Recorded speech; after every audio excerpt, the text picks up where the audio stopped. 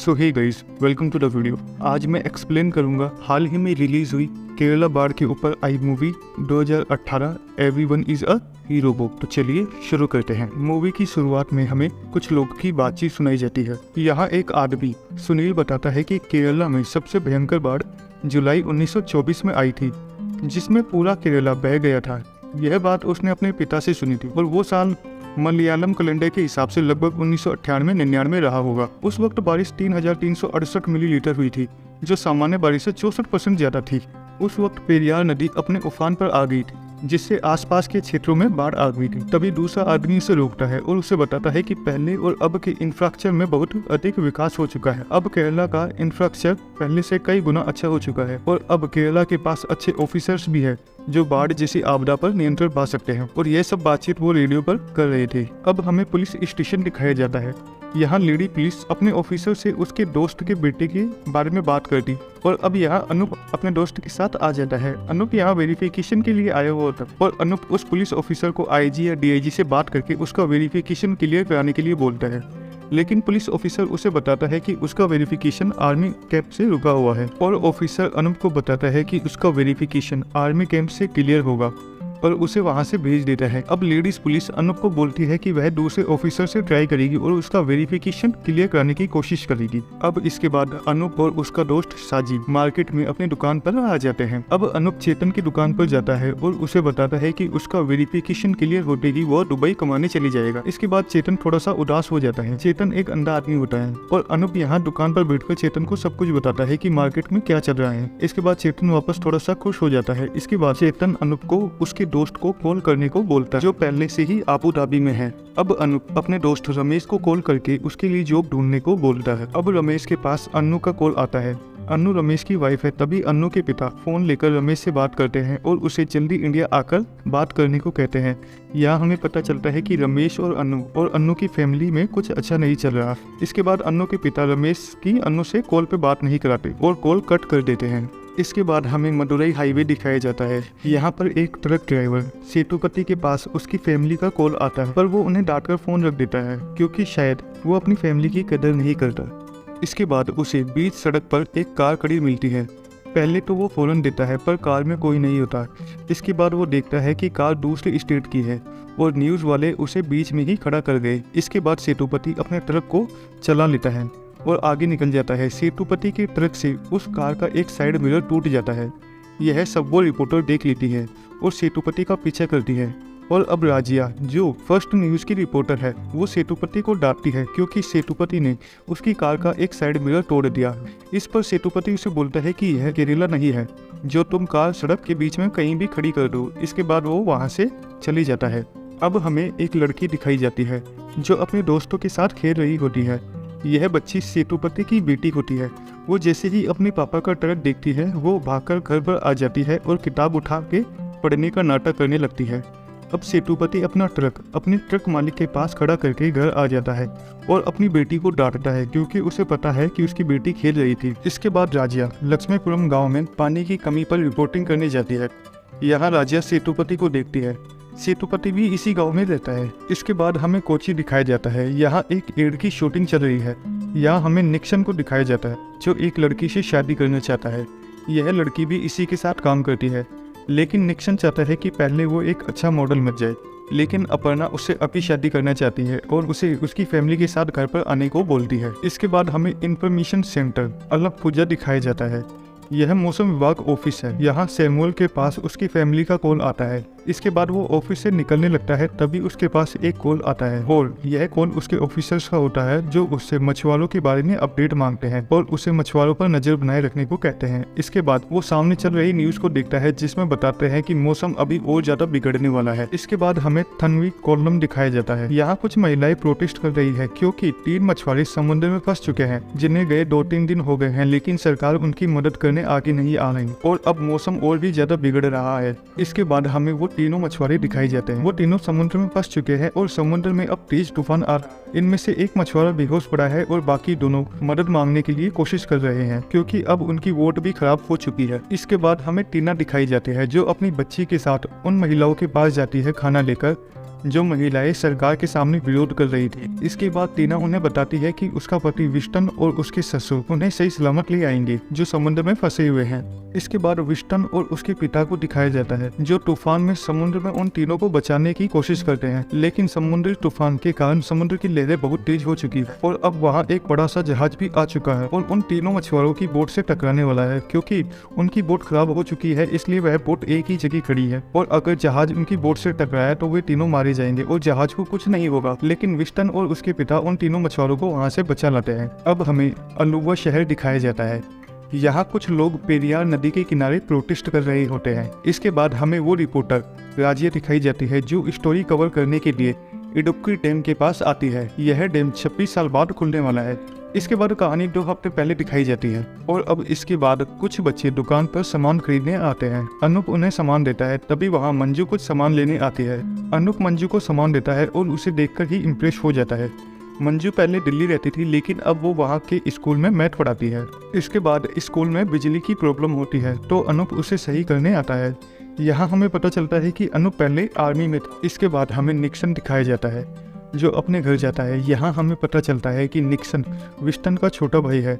Nixon के पिता चाहते हैं कि वो भी बोट चलाकर काम करे, लेकिन निक्सन मॉडल बनना चाहता है। इसके बाद निक्सन अपनी फैमिली को अपर्णा के बारे में बताता है और उन्हें अपर्णा के घर जाकर उनकी शादी के लिए बात करने को बोलता है। अब अगले दिन विस्टन की फैमिली अपर्णा के घर जाकर निक्सन और अपर्णा की शादी की बात करते हैं।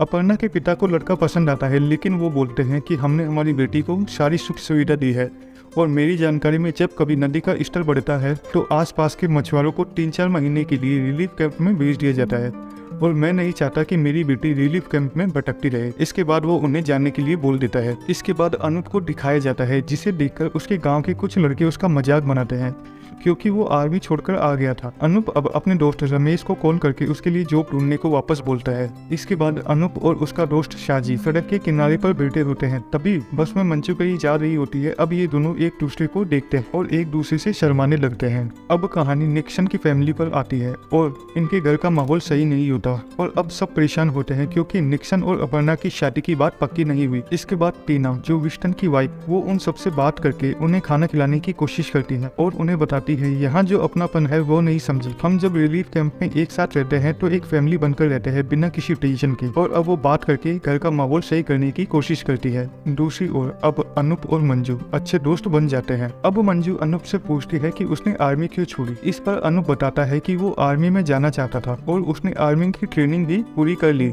लेकिन जब उसके सामने 2 जनों को गोली से मार दिया गया तो वह डर गया और उसने आर्मी छोड़कर वापस आने का फैसला कर लिया क्योंकि वह ये सब नहीं देख पा रहा था। अब अनूप की फैमिली को भी मंजू और अनूप के बारे में पता चल जाता है और वह इस रिश्ते से काफी खुश होते हैं। अब हमें दिखाया जाता है कि केरला के कुछ हिस्सों में अब पानी भरना शुरू हो चुका है। अब हमें कोशी को दिखाया जाता है। यह टूरिस्ट टैक्सी ड्राइवर है और यह विदेशी जोड़े को घुमाने के लिए एयरपोर्ट पर आता है। इन विदेशी जोड़ों का नाम पैट्रिक और सुजैन है। अब कोशी के पास उसकी वाइफ रीटा का कॉल आता है जिसके गाँव में बहुत ज्यादा बारिश हो रही है जिससे उन्हें बहुत ज्यादा डर लग रहा है और वो कोशी को घर आने के बारे में पूछती है, लेकिन कोशी उसे बताता है कि उसे एजेंसी से 2 विदेशियों को घुमाने का ऑर्डर मिला है जिन्हें वो लेने गया हुआ है। अब कोशी उन्हें केरला के बीच पर घुमाने के लिए ले जाता है, लेकिन बारिश अभी भी लगातार हो रही है। वहीं अब अनूप प्लास्टिक के पाइपों की बोट बनाता है और मछलियां पकड़ता है। अब राज्य सरकार राज्य में अलर्ट घोषित कर देती है और सभी स्कूलों में छुट्टियां घोषित कर देती है। बारिश अभी भी रुकने का नाम नहीं ले रही बल्कि और ज्यादा तेज हो रही है। इसके बाद हमें उस समय की केरला की कुछ ओरिजिनल फोटो दिखाई जाती है। अब रमेश भी इंडिया आ जाता है और कोयम्बटूर एयरपोर्ट पर उतर जाता है। अब विस्टन और उसकी फैमिली सारा कीमती सामान पैक करके रिलीफ कैंप में जाने की तैयारी करते हैं क्योंकि सरकार ने केरला में हाई अलर्ट की एडवाइजरी जारी कर दी। लेकिन अब विस्टन और उसके भाई निक्सन में कहासुनी हो जाती है।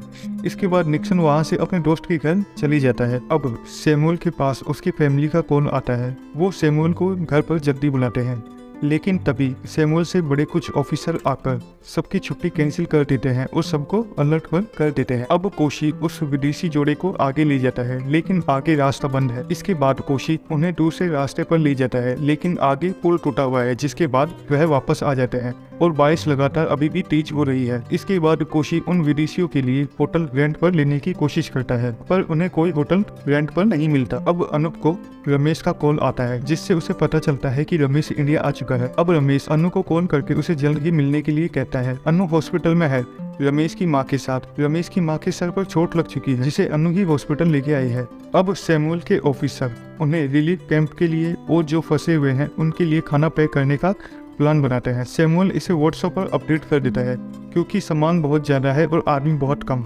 इसके बाद वहाँ बहुत से युवा उनकी मदद करने के लिए आ जाते हैं। सैमुअल के इस काम से उसके सभी ऑफिस वर्कर्स काफ़ी खुश होते हैं। अब अनु दवाई लेने जाती है, जहाँ वो न्यूज़ में देखती है कि जिस रूट से रमेश आ रहा था उसी साइड लैंडस्लाइड हो गई। इसके बाद अनु रमेश को कॉल करने की कोशिश करती है, लेकिन रमेश का कॉल नहीं लगता। इसके बाद अनु डर जाती है। अब कोशी उन विदेशियों को लेकर अनूप के गांव में आ जाता है। इन्हें यहाँ भी होटल रेंट पर नहीं मिलता, इसलिए अनूप इन्हें लेकर अपने घर आ जाता है और अपनी फैमिली से इन्हें मिलवाता है। अब अनूप के पास स्कूल से कॉल आता है, क्योंकि स्कूल को इस गांव में अब रिलीफ कैंप बना दिया गया है। अब अनूप बाढ़ में फंसे लोगों को अपनी बोट से रिलीफ कैंप में छोड़ता है। अब रमेश और एक आदमी सड़क पर आकर गाड़ी रोकने की कोशिश करते हैं, क्योंकि लैंडस्लाइड से ट्रेन आगे नहीं जा पा रही।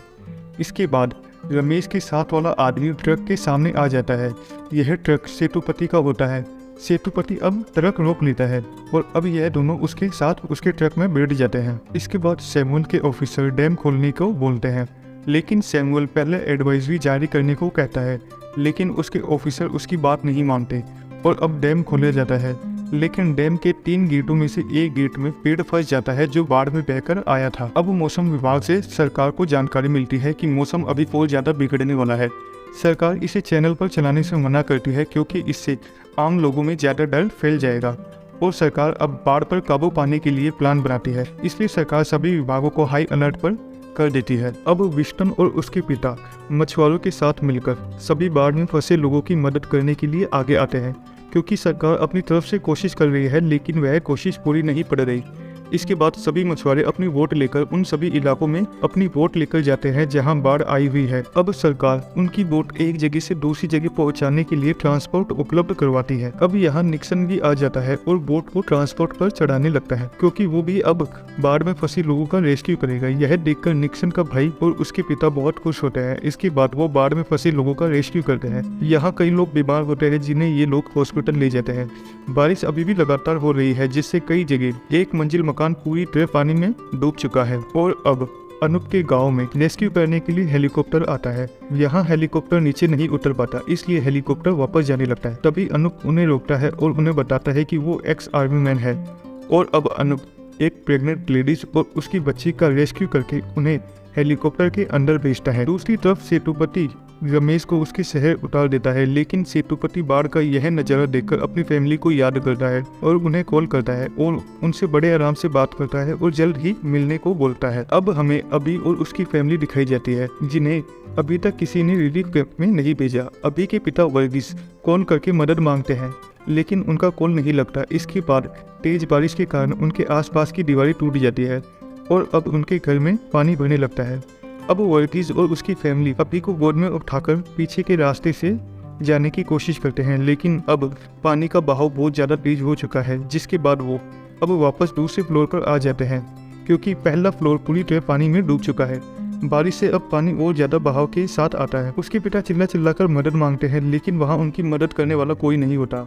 इसके बाद अनूप रिलीफ कैंप में अभी और उसकी फैमिली के बारे में पूछता है, तो लोग उसे बताते हैं कि शायद उसे दूसरे रिलीफ कैंप में भेज दिया गया होगा। अब सेतुपति जिस ट्रक को चला रहा है उसमें खाने का सामान है। एक रिपोर्टर उससे पूछता है कि क्या वो यह खाना पीड़ितों में बांटने के लिए आया है। इसके बाद सेतुपति इमोशनल हो जाता है और वो सामान पीड़ितों में बांटने की कोशिश करता है। वहीं अब निक्सन भी लोगों को बचाकर रिलीफ कैंप में पहुंचाने लगता है। यहीं उसे अपर्णा और उसकी फैमिली मिलती है। यह भी अब बाढ़ में फंस चुके हैं। निक्सन इन्हें भी बचाकर रिलीफ कैंप में ले जाता है। अब अपर्णा की फैमिली को निक्सन पसंद आ जाता है। अनूप के गाँव के लोगों को जैसे ही अनूप के रेस्क्यू के बारे में पता चलता है, तो उसके गांव के सभी लोग उसका सम्मान करने लगते हैं। निक्सन और विस्टन के पिता देखते हैं कि जिस स्कूल को उन्होंने रिलीफ कैंप बनाया था वो अब पानी में डूबने लगा है। इसके बाद वो वहाँ रह रहे सभी लोगों का रेस्क्यू करके दूसरे रिफिल कैंप में भेजते हैं। अब वो देखते हैं कि छत की टाइलें लगातार गिर रही है और वो उसे देखने के लिए ऊपर चढ़ते हैं और तभी वो दीवार उन पर गिर जाती है जिससे उनकी मौत हो जाती है। अब उनके बेटे और कुछ मछुआरे वहाँ गुमसुम बैठ जाते हैं। इसके बाद एक आदमी आकर उन्हें उल्टा सीधा कहता है। तभी एक मछुआरा उसे टक्का मारता है और उसे बताता है कि वहाँ एक आदमी मर गया तुम्हें बचाने के लिए, लेकिन तुम्हें हमारी कदर नहीं है। इसके बाद वो रोते हुए बोलता है कि उसका भाई, भाभी और छोटी बच्ची अभी भी कहीं फंसे हैं, प्लीज उन्हें बचा लो। इसके बाद निक्सन, विस्टन और कुछ मछुआरे जाकर उसे बचाने की कोशिश करते हैं। उसे कॉल करके उसकी लोकेशन जानते हैं और फिर उसे बचाने की कोशिश करते हैं और उसे बचा भी लेते हैं। वहीं अब वर्गीस के घर में पानी भर चुका है और बाहर जाने के सभी रास्ते बंद हो चुके हैं और अब पानी छत की तरफ आ चुका है। वो पलंग पर कुर्सी रखकर उस पर खड़े होते हैं और मदद के लिए बार बार चिल्लाते हैं। अब अनूप वहाँ से अपनी वोट लेकर गुजरता है। तभी उसे अभी के चिल्लाने की आवाज आती है और अब अनूप पानी में कूदकर उसके घर के अंदर देखता है। घर के अंदर उसे अभी और उसकी फैमिली दिखती है, लेकिन अंदर जाने के सभी रास्ते अब बंद हो चुके हैं। अब वो छत पर जाकर छत की सीमेंट की चद्दर तोड़कर उन्हें बाहर निकालता है, लेकिन अब तक अभी बेहोश हो चुका है और वो अब होश में नहीं आ रहा। अब अनूप लगातार उसे होश में लाने की कोशिश करता है। पहले तो वो होश में नहीं आता, लेकिन बाद में उसे होश आ जाता है।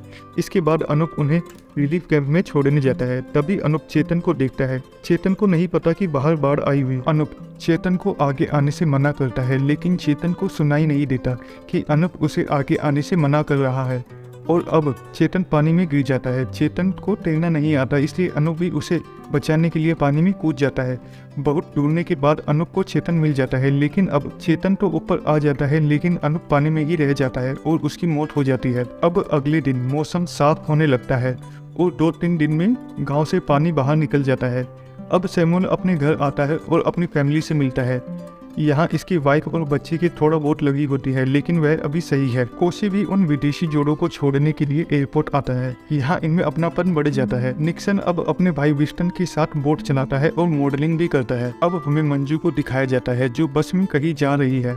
वो चेतन को देखती है जो अनूप की फोटो के पास बैठा है। इसके बाद हमें दिखाया जाता है जब अनूप चेतन को बचाने पानी में कूदा था, तब वो चेतन को ऊपर उठाकर पानी से बाहर निकालने की कोशिश कर रहा था। तभी चेतन का एक पैर अनूप के सीने पर लग जाता है, जिससे अनूप नीचे की तरफ गिर जाता है। लेकिन अनूप जैसे ही ऊपर तैरकर आने की कोशिश करता है, तभी उसका एक पैर 2 बड़े बड़े पत्थरों में फंस जाता है। अनूप वहाँ से निकलने की कोशिश करता है, लेकिन वह निकल नहीं पाता, जिससे उसकी मौत हो जाती है। और इसी के साथ यह मूवी हमें बताती है कि कैसे 2018 केरला बाढ़ के समय आम लोग दूसरों को बचाने के लिए घर से निकले थे और इसीलिए इस मूवी का नाम 2018 एवरीवन इज अ हीरो है।